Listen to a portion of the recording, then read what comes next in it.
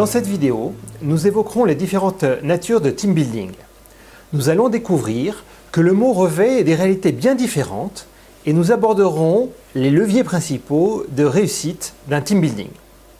Alors tout d'abord, qu'est-ce qu'un team building?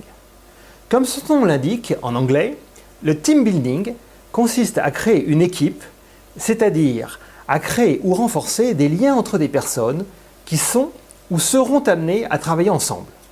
Il s'agit donc de concevoir et de mettre en place des dispositifs qui auront des effets positifs sur les processus de travail au sein d'une équipe, ainsi que sur les relations de l'équipe avec ses différents interlocuteurs. Les contextes et les enjeux où l'on a recours au team building sont nombreux. L'accroissement de la performance d'une équipe, qui est un enjeu principal dans les entreprises et les organisations. Le développement de l'intelligence collective. Les fusions d'entreprises ou d'organisations. Le développement de l'esprit d'innovation ou encore le télétravail. Mais aussi le dépassement d'incompréhension interculturelle, la diminution de stress, de tension ou de risques ressentis au sein des équipes. Plus largement, le team building trouve sa place dans les programmes de conduite de changement et de transformation culturelle des organisations.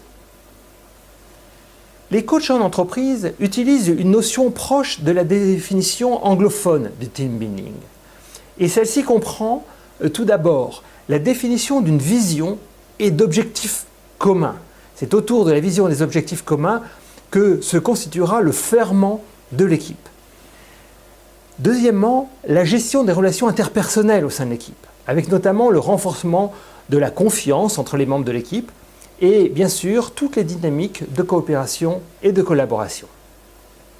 Troisième élément, la clarification des rôles et de l'organisation du travail, afin de réduire certaines ambiguïtés. Reconnaître les talents de chacun, mieux organiser les relations d'interdépendance, va permettre d'organiser le travail de manière fluide entre les membres de l'équipe. Dernier point de la définition anglophone du team building, ce sont les activités que nous appelons de régulation, c'est-à-dire tout ce qui va permettre, lorsqu'il y a des tensions ou des difficultés au sein de l'équipe, d'améliorer la fluidité relationnelle. Et c'est aussi d'apprendre aux équipes à régler leurs problèmes et à gérer leurs crises par elles-mêmes. Nous avons abordé la définition anglophone et la définition reprise par les coachs de ce qu'est le team building. Dans le secteur de l'événementiel, la traduction adaptation en français du concept de team building est l'esprit d'équipe ou la cohésion d'équipe.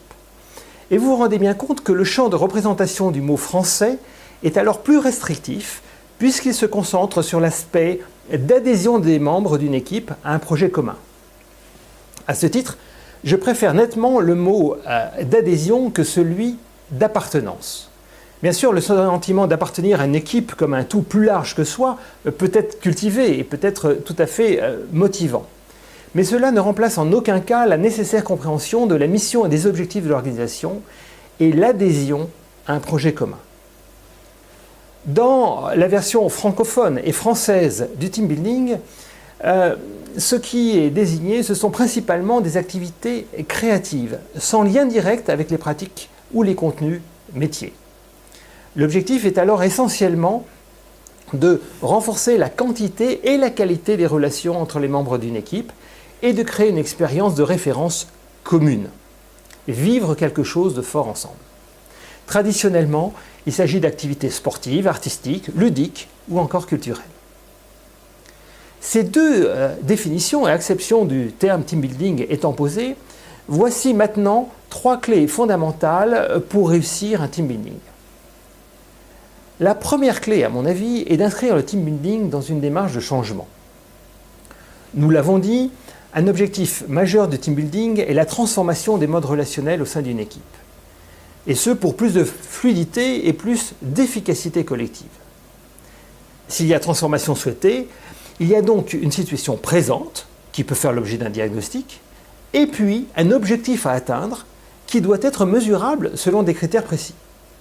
Le team building n'est efficace que s'il s'inscrit dans cette démarche de changement et s'il contribue significativement à ce changement. Il est, dans ce domaine, particulièrement important de prendre en compte le contexte et les habitudes de l'entreprise ou de l'organisation. Le changement ne s'opère jamais hors sol, et le team building devra tenir compte de ce contexte. En particulier, des activités pas trop ludiques, sans vocation pédagogique certaine, risquent d'être mal perçues dans un contexte économique difficile. Deuxième clé de la réussite d'un team building, agir conjointement sur les 3 leviers du contenu, du processus et des émotions, dans une démarche systémique. Les émotions d'abord. C'est par la dimension émotionnelle que l'expérience devient mémorable et que l'esprit d'équipe se travaille. En même temps, il me paraît essentiel de valider que le processus à l'œuvre dans le dispositif de team building est bien cohérent avec le processus de changement. À titre d'exemple caricatural, un jeu de compétition peut être très ludique et risque d'être peu adapté si l'on souhaite travailler l'esprit de collaboration. Et puis enfin, le contenu. Il s'agit de faire le lien entre l'activité de l'entreprise, même si le temps qui est consacré est réduit, et c'est dans l'association de la dimension émotionnelle et de la dimension cognitive, donc intellectuelle et des contenus, que le changement effectif des modes opérationnels et des modes relationnels peut s'opérer. Troisième clé du succès, qui peut paraître évident, mais qui parfois n'est pas prise en compte de manière centrale. C'est la prise en compte de la sensibilité des participants et la faculté pour les organisateurs et les animateurs de savoir réguler la dynamique de groupe. Nous sommes donc dans la partie humaine du team building. L'enjeu est de créer un espace de partage, de jeu, d'expression, où les participants se sentent en sécurité. Donc notamment dans un cadre professionnel et d'entreprise ou d'organisation, en dehors du jugement, de la hiérarchie ou des collègues. Il me paraît également important d'accepter que certains n'aient pas envie de participer et de l'accepter selon la sensibilité des uns et des autres. Toute la question sera alors de savoir comment inclure néanmoins ceux qui ne participent apparemment pas, comment les inclure dans le groupe. Ensuite, il faut savoir que les dynamiques à l'œuvre dans les entreprises ou les organisations peuvent se manifester, voire se manifestent souvent lors des team building. Il en est ainsi des jeux de pouvoir, des tensions entre certains membres de l'équipe ou des difficultés de communication. Et c'est aussi en cela que le team building est particulièrement intéressant, si l'expérience fait l'objet d'un décodage, bien évidemment. Encore faut-il que les animateurs sachent gérer et piloter des situations potentiellement délicates.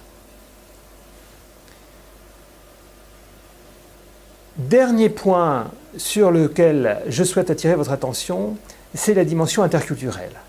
Et si vous avez des publics